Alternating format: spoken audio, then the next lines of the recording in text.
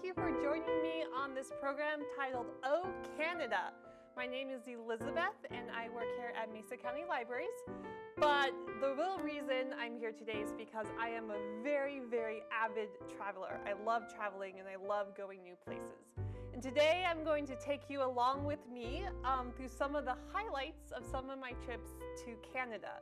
Now, I love Canada. I have many, many friends who live up there. I try to go almost every year and visit them and see their new kids, and it's just a lot of fun. And so we are going to start off, though, with just a few little details about Canada I'm not sure that you know, which would be that Canada has 10 provinces, as well as 3 territories outside of those provinces. According to UN data from 2019, there are about 37.59 million people who live there. Now here is the interesting part. In the census that Canada did in 2016, they found that 2 out of every 3 people lived within 100 kilometers of the southern Canada-United States borders. Now, for those of you who don't know what kilometers are, that's what the rest of the world uses, but it's roughly about 62 miles. So it's just within an hour or 2 drive of the border is where 2/3 of the Canadian population lives. And it's really kind of interesting to see that balance when you go up there and visit, because they're very interested in what's happening in the US. A lot of them come down a lot to the United States for different reasons, just because the border is so close. I'm going to be doing something a little different as I introduce each new place. One of the things that I found really interesting every time I've gone to Canada is most places that you go to have land acknowledgements. Whether they're public buildings, universities, whatever it is, they have these public land acknowledgements that the purpose of it is to show whose lands who lived on the land before the Europeans came. So land acknowledgements mark a small and important step to the process of reconciliation between Canada and the First Nations who were originally there. It provides an acknowledgement of reflection and demonstrates recognition. And most people, there's been some debate about whether or not this is a good thing, but a lot of people really like it because they commemorate the Indigenous people's principal kinship to the land, as well as just acknowledging what has happened in the past and acknowledging kind of how the country got there and what happened, and kind of reflecting and learning about that. So as we go to each city, which we'll be visiting 4 today, I will be doing land acknowledgements at the beginning of each, in case you're wondering about that.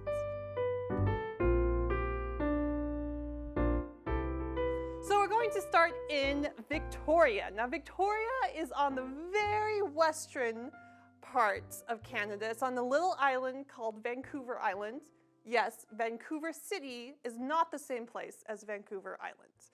No, Victoria is on the southern tip of Vancouver Island, and it is located on the unceded traditional territory of the Lekwungen people, also known as the Songhees and Esquimalt First Nation communities. And it is also the capital of British Columbia. Now, most of my trips to Vancouver have been on Canada Day. I had a friend who was studying there, and so we would go on Canada Day and just have fun with the festivities. So you can ferry to Vancouver Island in about 4 hours, either from the US around Seattle, or you can go from Vancouver City itself. And it's a lot of fun when I was there because it's just a celebration. You know, if you think of 4th of July here in the United States, it's just a big party. And every time we've gone, we've been part of what's called the Living Flag. So everyone congregates in front of the Parliamentary Building, which you can see here in the photo. And there's music playing, and there's all sorts of speakers and stuff, and everyone gets a free t-shirt and a little crown. And you stand for a really long time while waiting for people to tell you where to go. And at the end, they take this giant crane way up and take a picture down. and it is the Canadian flag, but made entirely out of people wearing the t-shirts. So this is something I've done a few times with my friends. These are my friends there.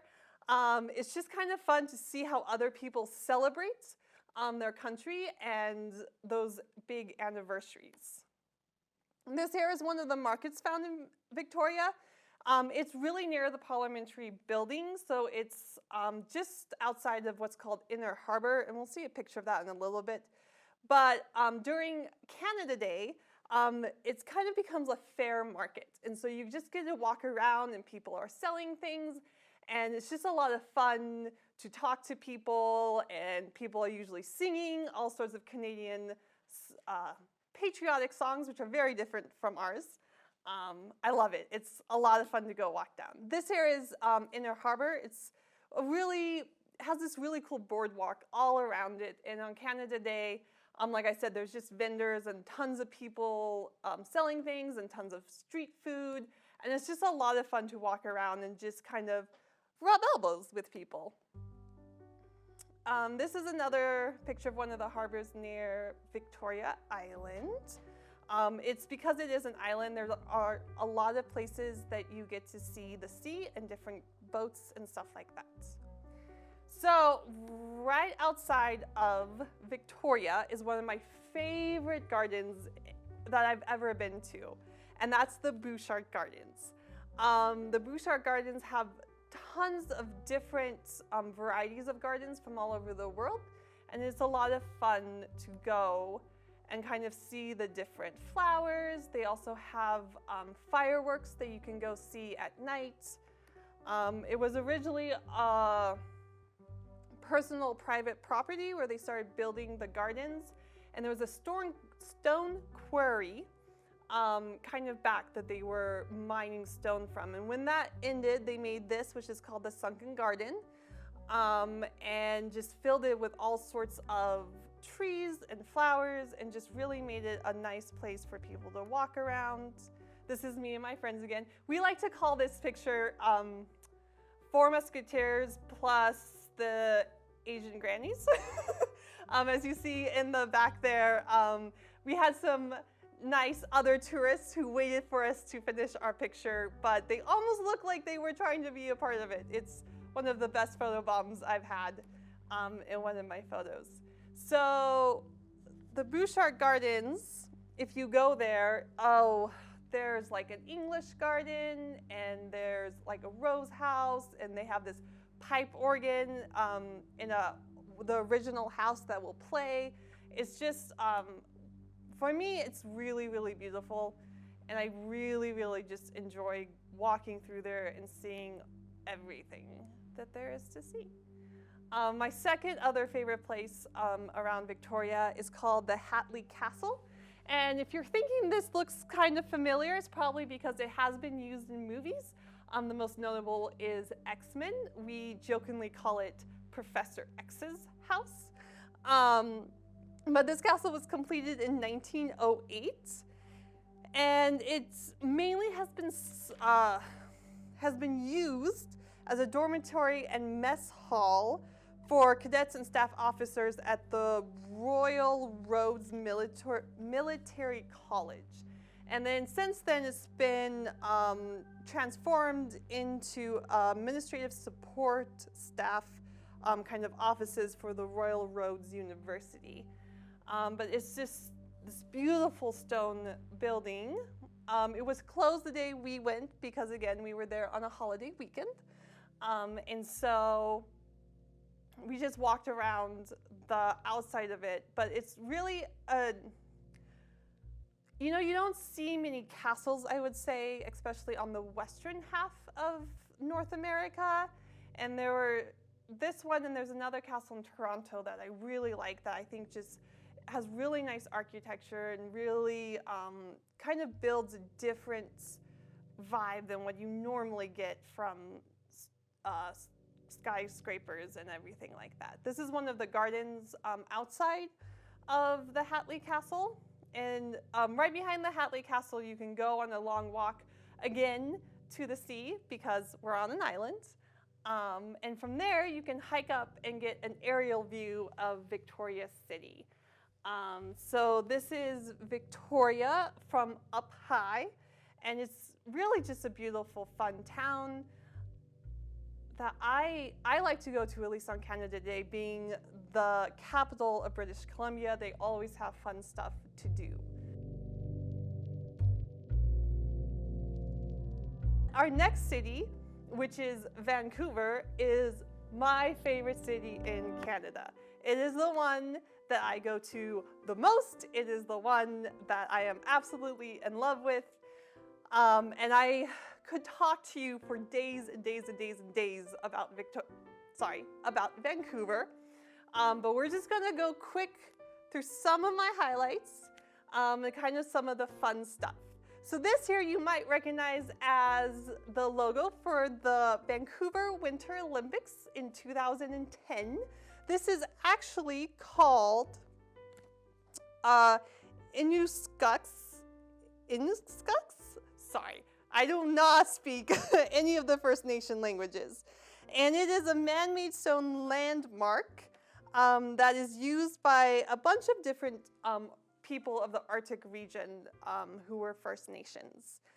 And one of the reasons that this is a big landmark kind of icon of Vancouver is because Vancouver was founded on the unceded territories of the Musqueam, Squamish, and Tsleil-Waututh First Nations, as well as it is the largest city in British Columbia. So even though Victoria is the capital, Vancouver is kind of the big hub of the province. And so you'll see these little statues and little images of similar designs like this all over, and it's actually used a lot by different Canadians when they give gifts to countries overseas. It's really, really cool. So along with that, we have Stanley Park. This is an image of a bridge that goes from downtown Vancouver to what's called North Vancouver. And it's taken from Stanley Park, which is this giant park right on the quay. And it's a lot of fun, but mainly because it has a lot of things to visit. It has an aquarium. My favorite thing are these totem poles. They have totem poles that they've erected starting from the 1950s. And each one is done kind of by a different tradition. So a different tribe makes them. And so they all look slightly different, and they all have different stories. And they all have different meanings. But one of the really cool things that it is the reason why it's 1950s and not older is because traditionally in the First Nations beliefs is once a totem pole falls down, it stays there. It stays with the ground. It's not something that you fix. It's not something that you pull back up. But instead, you know, you carve it, it stands there, it tells its story, and then it has a life cycle. It falls down and that's it, and you build a new one and you build a new story. So these are a little bit more well taken care of than ones that had been on the island previously. But they are really kind of a neat way of looking at storytelling and just kind of the life cycle of that. So from downtown British Columbia, there's a lot to do. This here, I know it's just a statue of a whale. Right behind this is a lot of times in the summer where they do free symphony concerts. So if you're going to Vancouver in the summer, I would say check it out. They have youth orchestras and a bunch of other different groups who will perform for free. And it's a lot of fun to go and sit and listen and enjoy. And you have the mountains and the sea, and you see planes come and land on the water. They have tons of water taxis, plane water taxis. So it's quite a lot of fun. This is us sitting watching. I'm pointing at a tugboat with logs coming by, because that was the first time I'd ever seen logs floated down a river. You would think with all my travels I had seen that before, but no, I hadn't. It's just kind of a different for, my friends who live there. It was a very ordinary, everyday, yeah, you see this happen all the time, but I was just like, how do they keep the logs together? The answer is other logs that are kind of chained together in a square, and then you have all the logs inside. But yeah, it's lots of places to go and see. One of the things I really love about Vancouver is there's so much space, at least in Vancouver and kind of this little cities surrounding it. Once you get a little further out, it's a bit different, but they have, even though they have all these tall apartment buildings and they have lots of people living there, you'll always find these green spaces and little walkways that you can walk around, and they're really good about incorporating parks into places, and it's just very green and very vibrant, and there's a lot of different kind of bays and quays that come in to the cities. As you know, Vancouver's right on the edge, so you have the beach on one side and then you have mountains right on the other side, and so you kind of get that mixture of sea and mountain, climate, town, fun stuff to do, and you just always have these really pretty landscapes that you can see, even though you're in the middle of the biggest city in British Columbia. And it just doesn't really feel stuffy. It's one of the reasons why I love it. Okay, story time. This here is originally called Antique Alley. My friends and I call it Murder Alley. Well, at least we used to. Because my friend Pascal, who first found it, he thought it looked like someplace you would get stabbed in. And quite frankly, it did. It was dark. There weren't ever people, tons of just giant trash bins. But inside, we found one of the best coffee shops that I've been to. Now, the last time I went there in 2018, they had totally redone this area. And here is a picture of it now. So now it actually looks really nice and pleasant to walk down. It's no longer Murder Alley, but the coffee shop is still there, and that's called the Old Crow Coffee Shop. And they have these delicious donuts. Oh, they're so good. But what I really love there is their mochas. So they make their own chocolate and they shave the chocolate off into the mocha, and it is the most chocolatey coffee deliciousness that I think you could ever have. And it's a lot of fun, and it's really right next down to the boardwalk, so you can take your stuff to go and walk up and down the boardwalk and listen to the waves lap, watch the logs float along, you know, good old logs. This is my other favorite coffee place in Vancouver, and it's actually a chocolate place. It's called Mink Chocolates, and they have won multiple awards for their chocolates and the different flavors that they have.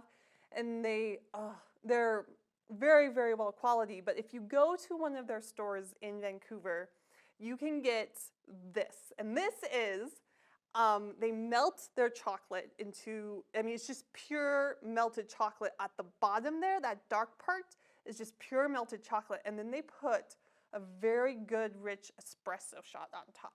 And so you have this shot glass of just beautiful espresso, followed by this rich layer of milk chocolate. And it's so good. Every time I go to Vancouver, I stop by and get one of these. Because, where else do you go where they have world, awarded chocolate at the bottom of your espresso? It doesn't happen much. So that is another place that I really love to go. Another thing that I always make sure to do when I'm in Vancouver is get what's called Potping Soup. So it's actually a Korean dish. And if Armchair Travelers ever does or has done a Korean segment, I'm sure this is featured. But it's shaved ice on the bottom, and then they put condensed milk and toppings on the top. And it is delicious. And we always go and we get 3 different flavors and we share them all. And I think the last time I was there, we went every single night to get this. Even when we had dessert somewhere else, this was kind of our always like finish, go, kind of wrap up the day. And it's nice because most of it is actually ice. So it's not that, I wouldn't say that rich. Kind of the richness is on the top, and then the ice kind of melts that away, so you're able to eat quite a lot. Now, I would be remiss if I talked about Vancouver and did not cover the night market. So if you go during the summer, usually from June till September-ish, because the days are so long, the sun won't set until 10:30 at night during the summer. And so they have these night markets, which is basically just street food. They set up these giant parking lots and fence them off, and inside are all sorts of vendors, mainly food, but other things as well. This here are pork buns from the night market, and they have pork inside of them, and then they are made to look like a little pork bun. Very delicious, but you can get food from all around the world. I mean, it's not just one type of food at the night market. It's very, very busy. As you can see, I mean, we're just standing there and people were jostling us and trying to get around, and you have to figure out, is this a line of people looking to order, or is this a line of people waiting to order, or is this a line of people waiting to pick up? And so if you don't like crowds, maybe not what you should be doing, but otherwise it is such a fun experience to go be a part of. This is more food that we got at the night market. Again, you can see just how crowded it is. One thing I will say is do not get bubble tea at the night market. We tried once. I got strawberry bubble tea, and it looked like Pepto-Bismol, and it was not good. Not good. I would never, ever recommend getting bubble tea at the night market. Vancouver has so many good places to get bubble tea. And if you don't know what bubble tea is, it's a tea that's originally from Taiwan. It's a milk tea, so they mix milk and tea together. And then at the bottom, they have little round tapioca balls. And then you have these thick straws that the tapioca balls can then be sucked up through as you're drinking it. It's kind of an acquired taste. I personally love it, but not at the night market. Fair warning. This here are called rotatos, and they are the staple of any night market in Vancouver. If you're going to a night market in Vancouver, you have to get a rotato. It's the first thing people do. I have waited in line for an hour and a half, I think. Pascal, this is my friend Pascal. Pascal and I stood there for a really long time one night because we did not go first thing. We waited until the evening was kind of on, and we decided to wait in line while everyone else went and saw the entertainment that was happening. And it took such a long time. As you can see here, these little clips are orders of stuff, and as people finish them, they pull them down and hand them out. And it will take a long time if you don't go get in line first thing. But you'll see everyone. I've not met someone who goes and doesn't get the rotato, which is basically just a fried potato, as you saw in the last picture. But then they dip it in all of these seasonings, and you can get half of one seasoning on one side and half on the other, or they'll drizzle like mayonnaise or different sauces on top of it, on top of the seasonings. It's delicious. You just have to wait a while for it. So another reason why I love Vancouver is because of all of the outdoor activities. Like I said earlier, it's right by the sea, but then it's also right by the mountains. And so you can do anything from kayaking to skiing and everything in between. This was taken from one of the hikes we did. We got to this place by bus, so it's not very far from the city at all, and yet it's so beautiful. This was one of the places where you could sit and rest on our hikes, the same hike. And it's just a lot of fun if you like to be outdoors. It's a really, really pretty area. They have lots of different places for you to go and kind of see. This was one of my favorite. This was probably the longest it took us to get by bus, probably an hour and a half. And so, but it was this beautiful, beautiful kind of inlet bay where you could go kayaking, you could hike up. This was a hike up to the top and you can look over. I often see this area in a lot of movies or TV shows. I was just with my parents the other day and I noticed this exact place actually. And I was like, huh, I've hiked there. And they were trying to tell me it was somewhere else, but I was like, I know the truth. I know where that place is. It is right outside of Vancouver. And this is one of the times we went kayaking. It was just a small little lake. We actually had a Canadian goose who was following us around. Slightly frightening if you know much about Canadian geese. They can be a little aggressive, but as long as we paddled fast enough, we felt pretty safe. This area was called the Capillino Suspension Bridge, and it again is right outside of actually North Vancouver. If you remember my picture from Stanley Park that went across, North Vancouver is on the other side of the water there. And I have, it is a lot of fun because once you go across the bridge, they have all of these bridges up in the trees. And so you actually get to go walk up. I don't know if you can kind of tell from this picture, but the bridges are up and suspended from tree to tree. And so you get to walk around, and they have a lot of facts about the First Nations people who used to live there. They also have some totem poles there, which are really cool. Some wood carvings. They talk a lot about the nature of the place. I just love to run up and go from tree to tree to tree to tree to tree to tree to tree. Kind of makes me feel like a little squirrel running around. Now, I have been to Vancouver in the winter, and generally, because it's so dark and it rains a lot, the best thing to do is go up into the mountains, in my opinion. I mean, you can still go and eat all the food and see all the coffee and go to all the museums, but I think kind of the draw of Vancouver, much like the draw of Colorado, is all of the outdoor stuff that is right at your fingertips. And so all of the winters that I go up, we usually end up going snowshoeing. And it's kind of a lot of fun. Some of the trails we do are kind of off the track. Most of them are actually hiking trails that you can do in the summer. But we generally do them in the winter. And they do have a lot of nice, wet, heavy snow in their mountains. And it'll stay there. It's a lot more hills than I find, at least on the mesa. If you go snowshoeing on the mesa, it's a little bit more flat.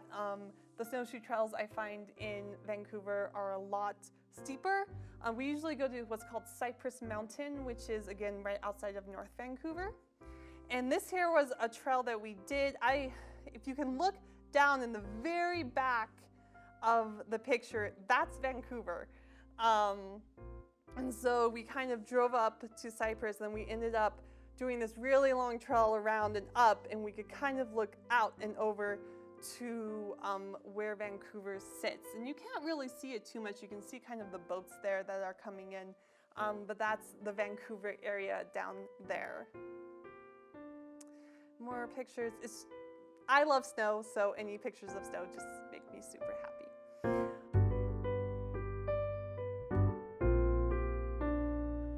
So this brings us too soon, I could keep talking about Vancouver, to our fourth city, which is Whistler. Now, Whistler is kind of like the Vale of British Columbia, I would say. Whistler it's about an hour and a half north of Vancouver, and it's the home of the ski area Whistler Blackcomb, which is one of the largest ski resorts in North America. And the city of Whistler also sits on the unceded territory of the Squamish and Lil'wat people. And so most of the times I've gone to Whistler have been in the winter. You can see here our nice rock statue, of course, that was the logo of the Winter Olympics. A lot of the skiing portions of the Winter Olympics in 2010 happened at Whistler. But it actually has two peaks. So there's one peak that's Whistler and one peak that's Blackcomb. That used to be two different ski areas, and then they merged together, and now they're one of the largest ski areas in North America. They're very well known for their snow. They get around 2 million visitors every single year. You can get up high above tree line, or you can stay low. They actually have on all of the maps, I only have a picture of it, but there's a line that will move through the day that will tell you where the freeze point is, and then everything underneath that, if it's like snowing, anything under the freeze point is really actually rain, but you just want to stay on top, and the snow is beautiful and amazing. They have some of the most ski lifts out of all the ski areas in North America, so there's so much to do, so much to do. If you like skiing and being outdoors, I would highly recommend. Although we found out in Canada that they think our blues here are jokes.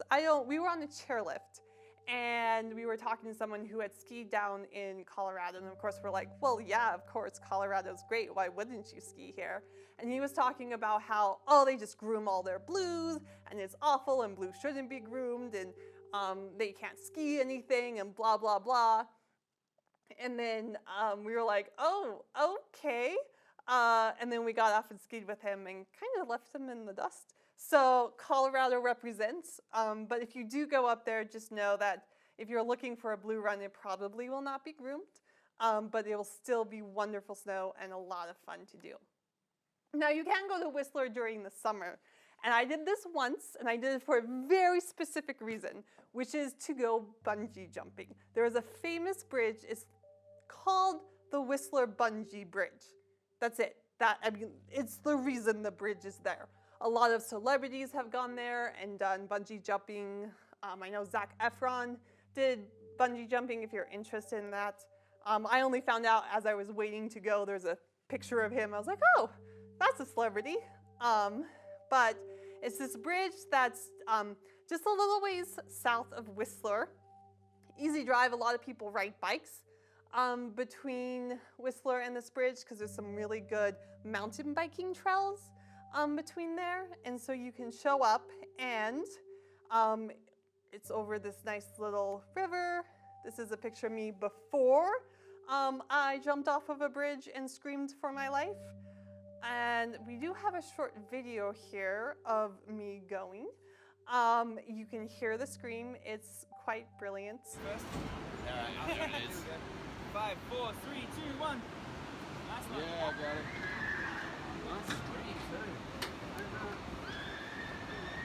got it. Jumping is terrifying, but a lot of fun. It's something I've always wanted to do, and I thought Whistler was such a beautiful place. I mean, it's no fun to jump over a building, but with all the trees and the beautiful river, I just thought it was the perfect place to go.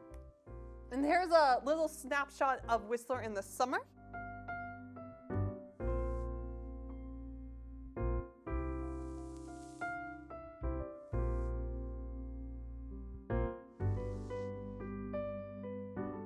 And so they have a lot of mountain biking, much like our resorts here that go through. I'm not a mountain biker myself, so I can't tell you much about it other than it looked like everyone was having fun. And I really just was trying to recover from the jump I had just done.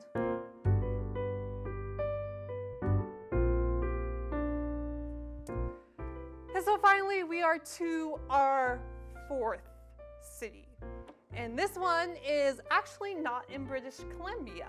So most of my friends live in British Columbia, which is why I go to those cities the most.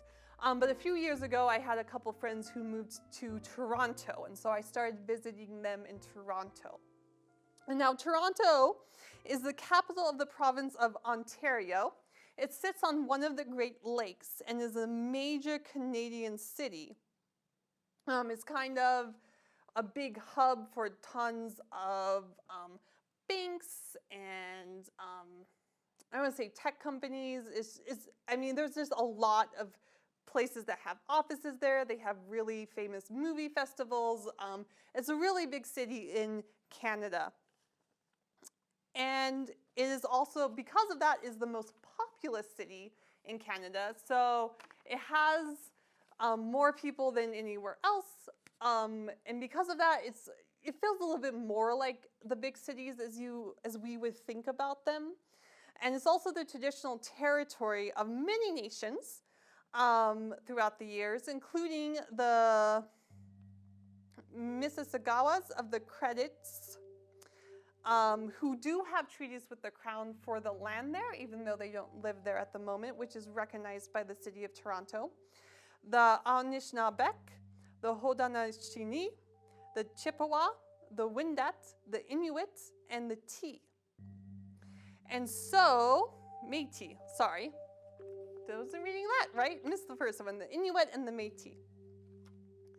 And most people know it by the spire.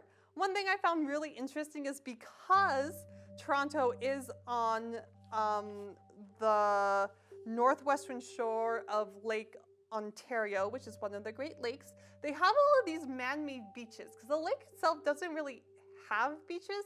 So if you walk down the waterfront, you'll just find these kind of in the middle of concrete slabs, just random sand and umbrellas. I was there in March, so we weren't going to go sunbathing, but it was kind of really interesting. I've never seen something like that before. Bungee has had a lot of artwork that he's done in Toronto. This here was originally part of the building that my friends moved into, but when they built the apartment buildings, they had to tear it down, but they saved this as it was an original Bungee. So you kind of get random bits of art and culture as you walk around the city. My favorite thing to do in Toronto is to walk around the downtown area and kind of the surrounding neighborhoods, because there are a lot of cool statues. The buildings are pretty well painted. It's just kind of a cool, interesting use of the city and kind of bringing out vibes. Whereas Vancouver had more of the nature theme going on, Toronto's very different in that it has more of the brick and mortar, more of the artwork, more of the graffiti type of artwork that you see. They also, because they are more on the eastern part of Canada, they have a lot more of the traditional churches that had been built back in the 1800s. And then you run into the food culture, which this was my first time trying chicken on waffles. And it was by a specialty place that had chicken and waffles. And I will never eat. Everything I've tried since then has not been any good. But you can find tons of delicious kind of specialty restaurants in Toronto from all different places. So this here is one of my other favorite places that we go to in Toronto, and it's called Fua Fua, and it's a Japanese souffle pancake. This is their tiramisu pancake. And so it has a souffle, which is a really light, airy pancake on the bottom, vanilla ice cream in the middle, and then another pancake on top, dusted off with a creme brulee sauce there that you could pour over. And I have a short little video here of it wiggling. Yeah, so as you can see, it just kind of wiggles. That little souffle makes it, it's so delicious. If you ever have a chance to go try Japanese souffle, Fua Fua in Toronto. It's so good. One of our other places is a donut place that we go to, which makes every single day they have different kind of gourmet donuts. Another thing I love about going to cities, I mean, Toronto's not the only one, but when you go visit a city, I highly suggest finding gourmet donuts because they are delicious. Another thing we find exploring Toronto is kind of the artwork in food. So you can see here we have tiramisu. This was right across the street from the donut place I just mentioned. And they have these little chocolate tiramisu cat cup things. Unfortunately, we did not try one because we had enough donuts to fill ourselves with, but the next time I go back to Toronto, this is on my list to actually get rather than just look at and appreciate. One of the big you're not just walking around looking at the artwork, looking at the architecture, finding cute little food places, donut places to go to, and you actually want to do something that is a little bit more touristy. I would suggest the castle here, which is called Castle Loma. And it is a Gothic revival style mansion and garden. It cost about $3.5 million, and this was before World War I when I say 3.5 million. And so, I mean, if you think of the inflation, it would be so much more now. But it's such a fun little place because it has some of the notable amenities that it has includes an elevator, an oven large enough to cook an ox, not just a pig, an ox, 2 vertical passages for pipe organs. And I do have a picture here of one of the pipe organs. It has a central vacuum and a pool. It had a really cool conservatory where they used to have meals. I mean, look at this beautiful fountain, and it's inside one of the rooms, one of the many rooms in this multi-tiered Casa Loma. And then the gentleman who built it also built secret passages down where the bowling alleys were being built. Only one of the bowling alleys was actually finished, and they're now wine storage because they're down in the basement. But there's these secret passageways, and they go to the stables and the car garages. And an interesting part is that during World War II, the stables were used to conceal research and production for sonar.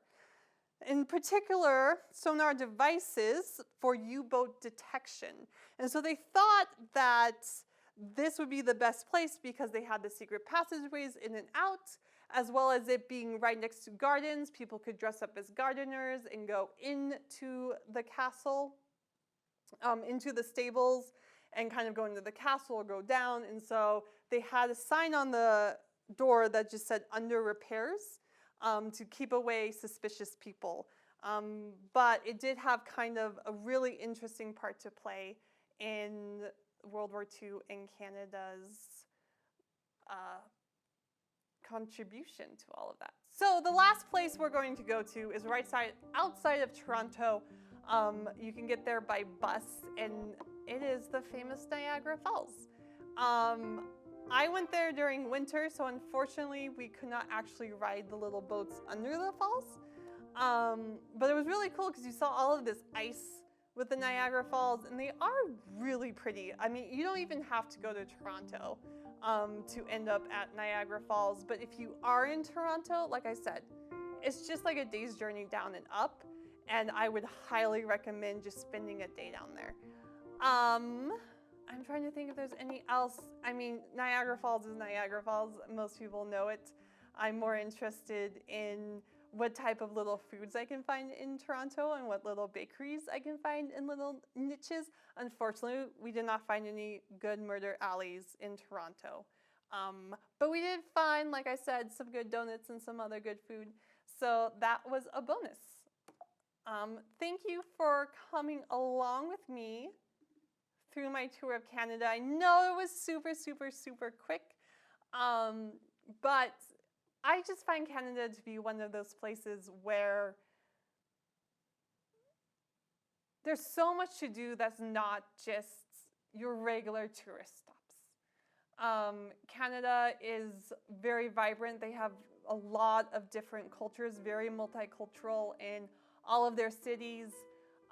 They're very, very aware of trying to make sense of their past and acknowledging it and learning from it and moving on from it and trying to make their country kind of the best possible for the most people. And it's a lot of fun to just sit down and talk to people. They will talk to you about politics. I made the mistake of being there a few elections ago, and cannot tell you how many times people realized I was American and wanted to know my opinion. But they are just really friendly, a lot of fun. They have good food. They have a lot of great outdoors. I mean, Canada, when you think about how spacious it is and how much nature there is, and they're very good at knowing how to use it and how to have fun in it. So I hope you enjoyed this little trip to the snapshots of Canada that I had for you. Like I said, I could have spent a lot more time, but those are kind of the highlights, and maybe sometime you'll get to see more of it. I don't know. Anyways, I'm happy that you were able to join us, and I hope you have a wonderful, wonderful day. Thank you.